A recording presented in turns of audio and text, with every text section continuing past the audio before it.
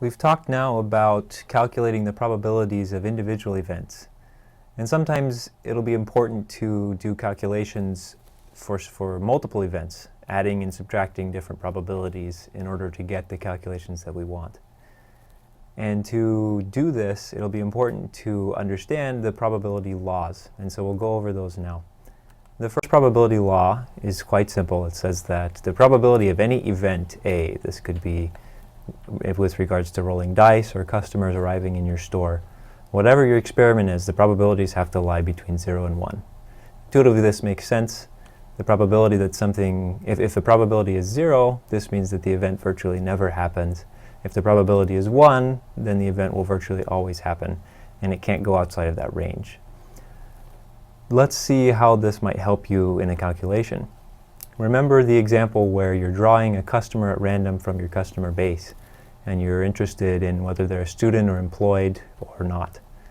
And let's say that you know the probability that a customer drawn at random is a student is equal to 0.75, and the probability that they're employed is equal to 0.5.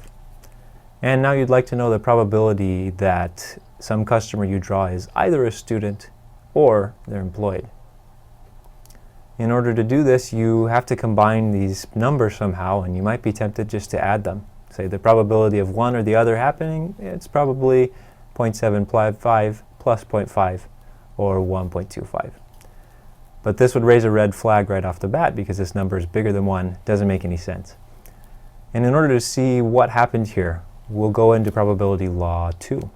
We talked when we were defining sample spaces about things that are mutually exclusive. So two events are mutually exclusive if they don't share any outcomes, or if they can't happen simultaneously.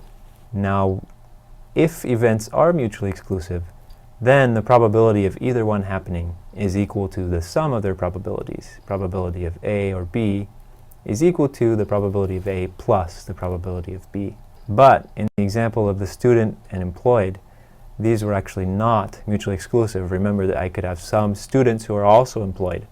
And so I can't use this addition rule. Let's look at an example where I can though. Suppose that I know my customer base, 2 of their locations are in Boston or New York. And I know that either you reside in Boston or New York and not both.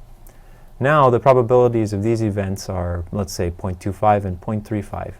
If I'd like to combine them in the same way and know that the probability that someone is in either Boston or New York, I can in fact add 0.25 plus 3.35 to get 0.6 as this probability. So now we've talked about the first 2 probability laws. In the next video we'll move on to law 3, which talks about when we can multiply events.